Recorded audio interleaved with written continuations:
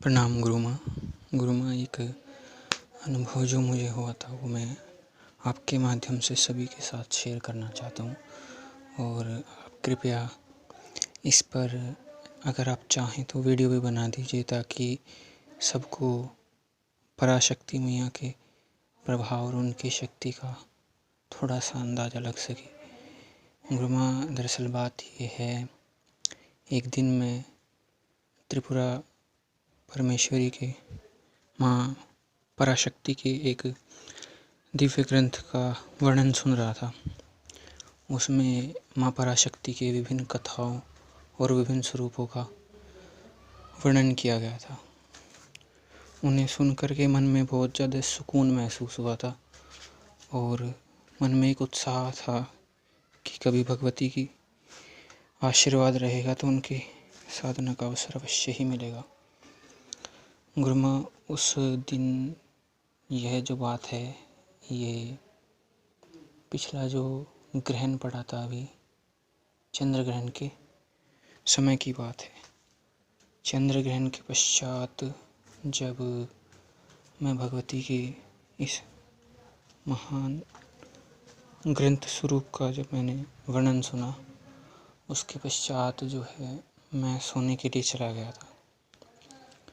मन में बड़ा उत्साह था, मन में बड़ी शांति थी माता के ऐसे अद्भुत प्रभाव को सुन के, जो कि भगवान दत्तात्रेय जी ने परशुराम जी को संवाद में अपने बतलाया था। जब मैं उसको सुनने के पश्चात सो गया तो मुझे एक दिव्य अनुभूति उस वक्त हुई, माँ पराशक्ति से जुड़ी हुई। और उसमें दिखलाया गया था कि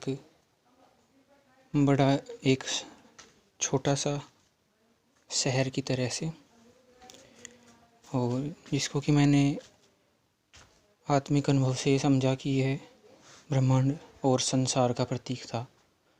वहाँ पे मुझे किसी ने कहा कि वहाँ पे जाओ और वहाँ पे कुछ कन्याएं हैं, उनको वहाँ से निकाल के ले आओ।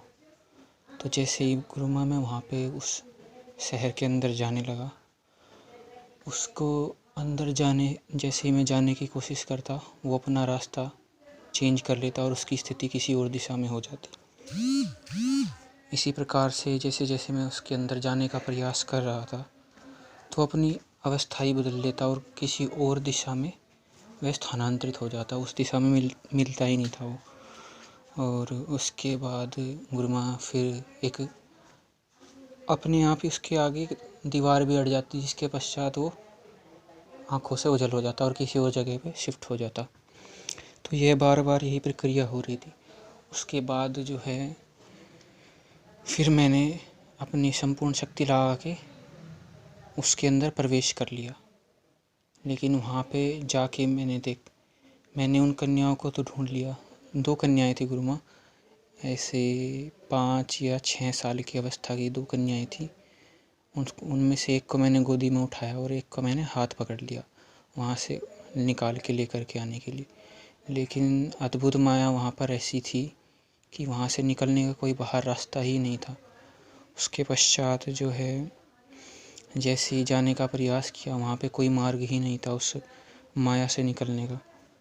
तब मुझे वहाँ पे 2-3 स्थान दिखलाई पड़े जो देव स्थान स्वरूप थे। और एक में जो था, एक नीचे की तरफ जा रहा था, जो कि मैंने अपने अनुभव से जाना कि वो पाताल का स्वरूप था। वहाँ पर मैं जैसे बच्चों को, उन दोनों कन्याओं के साथ में जैसे मैं जाने लगा कि शायद यहाँ से मार्ग हो निकलने का, तो वहाँ पे देखा कि धधकती हुई आग संपूर्ण सभी जगह थी। सब जगह भयंकर आग लगी हुई थी। उस नीचे जाने के रास्ते के नीचे जैसे ही देखा तो वहाँ से जल्दी से निकल करके हम वापस ऊपर आ गए।